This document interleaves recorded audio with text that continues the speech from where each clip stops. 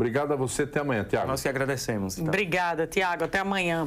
Vamos falar agora, nosso assunto é guarda compartilhada. A gente sabe que a separação de um casal normalmente vem carregada ali, acompanhada de muitos conflitos, principalmente, e pode ser até muito mais complicada se tiver filhos e não houver um entendimento sobre a guarda desse menor. A gente está recebendo aqui no nosso estúdio a advogada Anne Caroline Fidelis para falar sobre guarda compartilhada. Seja muito bem-vinda mais uma vez ao Boletim Gazeta. Vamos começar explicando o que é a guarda compartilhada e depois falar sobre as regras. Bom dia. Bom dia, bom dia. Mais uma vez, obrigada pelo convite. E que bom falar sobre esse tema que é tão importante, que faz parte do cotidiano de tantas famílias. Famílias que permanecem existindo em que pese a eventual dissolução daquela configuração anterior, né? Família conteúdo de afeto e não forma. E falar sobre guarda compartilhada é justamente uma tentativa de manutenção e da prioridade desses laços afetivos e, sobretudo, dessa convivência que deve acontecer entre os genitores e com esta criança na preservação, sem dúvida alguma, do melhor interesse desta criança, deste adolescente, deste dependente. Assim, é uma coisa que é muito clara, né, Thaís? A separação é do casal, né? Não é do pai e do filho. Então, a guarda vem para tentar sanar essa situação. Em que modo ela acontece? Só final de semana ou quando eu falo compartilhar, eu falo incluir também o meu roteiro do dia com a presença do meu filho? É muito interessante destacar que existe uma diferença entre forma de guarda e forma de convivência.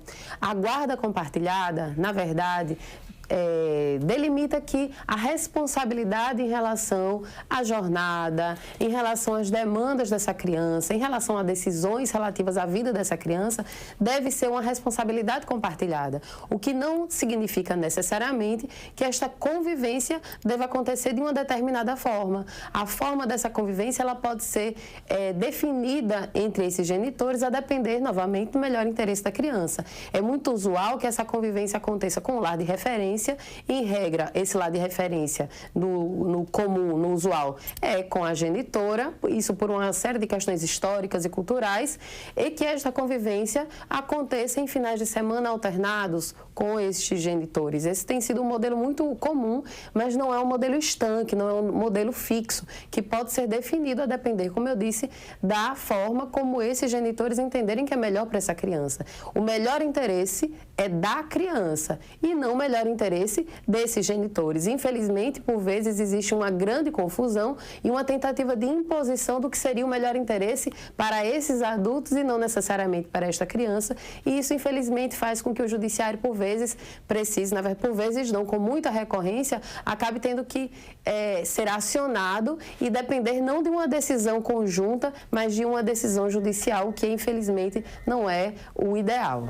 Existe muito equívoco na compreensão, e foi muito bem explicado agora, Anne, sobre o que é realmente a guarda compartilhada, porque existe um equívoco no entendimento. Muitos pais acreditam que a guarda compartilhada, ela diz respeito à convivência. Então, eu vou compartilhar a convivência do menor, você fica uma semana, eu fico outra, eu vou compartilhar a moradia do menor, e, na verdade, isso tudo vai depender do acordo entre o casal. A guarda, ela diz respeito às decisões. Se o menor for viajar, o pai também decide sobre essa viagem. Se houver alguma decisão de escola, de educação, o pai e a mãe decidem juntos sobre aquilo e não necessariamente sobre a convivência, né? Perfeito, perfeito. A guarda, além da possibilidade da guarda compartilhada, que pelo judiciário, pela legislação, se entendeu como uma forma, inclusive, dessas decisões de fato serem de forma colaborativa, mas, infelizmente, muitas vezes essa forma de colaboração e de compartilhamento de decisões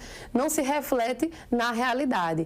E uma grande questão da guarda compartilhada é que, com o seu advento, passou a ser aquele meio que, diante de um litígio, diante de uma dificuldade, acaba sendo aquela que é imposta pelo judiciário, tida como judiciário como o ideal. Mas sabemos que, em regra não, muitas vezes não é aquela mais apropriada, já que muitas vezes uma determinada pessoa, apesar da guarda compartilhada, acaba sendo aquela que carrega quase que exclusivamente nas costas as decisões e a outra pessoa muitas vezes acaba utilizando aquele direito sobre as decisões muito mais como uma forma de atingir do que de criar uma situação de litígio do que propriamente de colaborar nas decisões. E para isso, isso, é importante fazer uma referência a uma lei muito recente, a Lei 14.703/2023, que fala sobre, em situações onde existe um contexto de violência doméstica e familiar, a guarda compartilhada deixa de ser aquela mais apropriada pelo próprio judiciário e passa a ser a guarda unilateral uma alternativa, porque a guarda unilateral retira essa colaboração coletiva para aquela pessoa que de fato representa o melhor interesse para esta criança. E, em regra, esta pessoa é aquela que mais decide sobre a vida, sobre a jornada e que compreende a realidade dessa criança, sobretudo se houver uma situação onde a outra parte não tem condições pela própria situação de violência que aconteceu anteriormente. Agora, Anne, com relação à guarda compartilhada, o que é que a experiência mostra, né, no tocante ao desenvolvimento da própria criança? Eu sei que o direito tem ali interage muito com a psicologia, é também bem-vindo, o que é que os dados apresentam? As crianças que vivem uma guarda compartilhada, Thaís, e real, né, nesse nível aí de compreensão, de dividir, de telefonar, ela se desenvolve melhor, diminui o impacto do trauma, por exemplo, da separação? Com certeza. Se de fato há um compartilhamento, é o melhor para essa criança. Quando existe uma efetiva participação da mãe, do pai, enfim, dos genitores dessa criança no cotidiano, nas decisões, é o melhor dos mundos. A gente sempre fala para as nossas clientes, para os nossos clientes, que filhos não precisam de pais casados, precisa de pais bem, juntos ou separados. Não importa essa configuração, desde que o afeto e as relações sejam de fato preservadas, relações sadias, não relações de controle, não relações de litígio, não relações de desafeto, mas relações sadias, onde a criança é a prioridade absoluta. Como vocês disseram de uma forma muito sábia, o que nós precisamos de fato é manter essas relações, né? É pensar nessa criança nesse adolescente, como aquele que deve ser a prioridade a ser preservada, em que pese um eventual desfazimento dessa configuração familiar anterior. Uma dúvida muito frequente, principalmente quando os pais compartilham a custódia dos filhos,